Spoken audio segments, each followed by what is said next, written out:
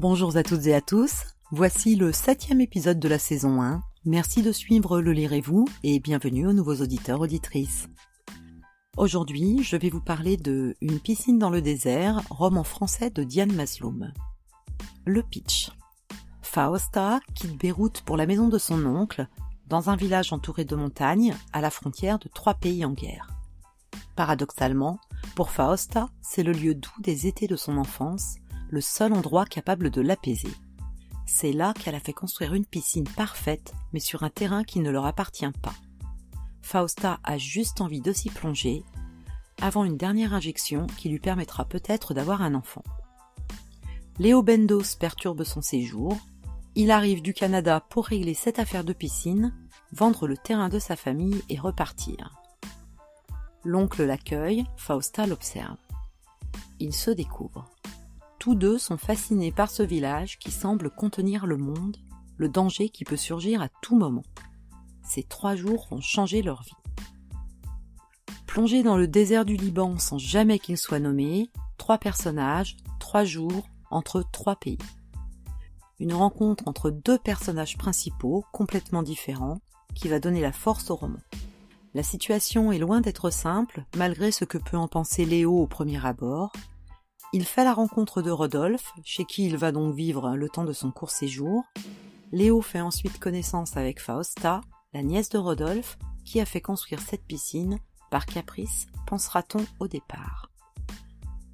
Léo va tenter de mener à bien la mission confiée par son père, c'est-à-dire vendre le terrain au meilleur prix.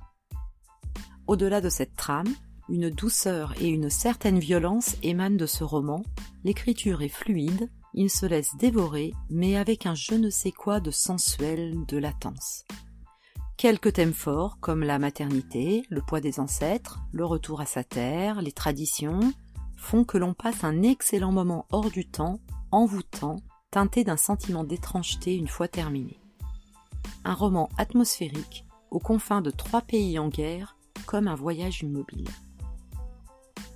Encore un roman très réussi pour moi. Certains l'ont trouvé trop intimiste, comme inachevé. Je pense que le côté parabole mystérieuse et poétique a pu les déranger en effet. C'est justement ce que moi j'ai aimé, arriver à nous faire ressentir toute l'ambiance de ce pays, tirailler entre l'envie de fuir et leurs racines, mêler le réel et l'irréel, ressentir la violence tout en douceur. Le fait que l'auteur soit né et ait vécu sur ces terres donne tout son sens à cette histoire, c'est certain. On sent l'envoûtement qu'elle ressent elle-même pour le Liban, le côté extrême de ce pays. La piscine, elle est très symbolique. Fausta ne l'a pas construite par caprice, c'est aussi son enfance et un rappel au liquide amniotique de ce désir trouble d'enfant. Alors, il va plaire à qui ce roman ? À pas mal de monde en fait, car il a reçu le prix Femina des lycéens, le prix Femina et le prix Médicis. Donc, ça veut bien dire que le lectorat est large, les jeunes, les femmes, mais aussi tous ceux qui aiment parfois se laisser bercer par un univers étrange, une ambiance particulière.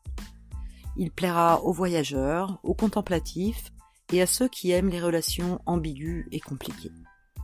Une piscine dans le désert est parue en grand format aux éditions Lattès, bientôt en poche, collection LGF, le 11 mai 2022, en e-book et en gros caractères aux éditions Ferian.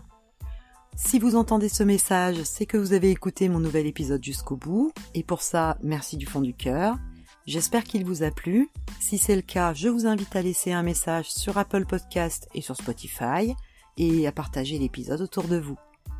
N'hésitez pas également à me dire quel style ou quel livre vous aimeriez que l'on aborde dans les prochains épisodes. Pour ça, postez-le moi en commentaire ou bien sur mes réseaux sociaux. À la semaine prochaine!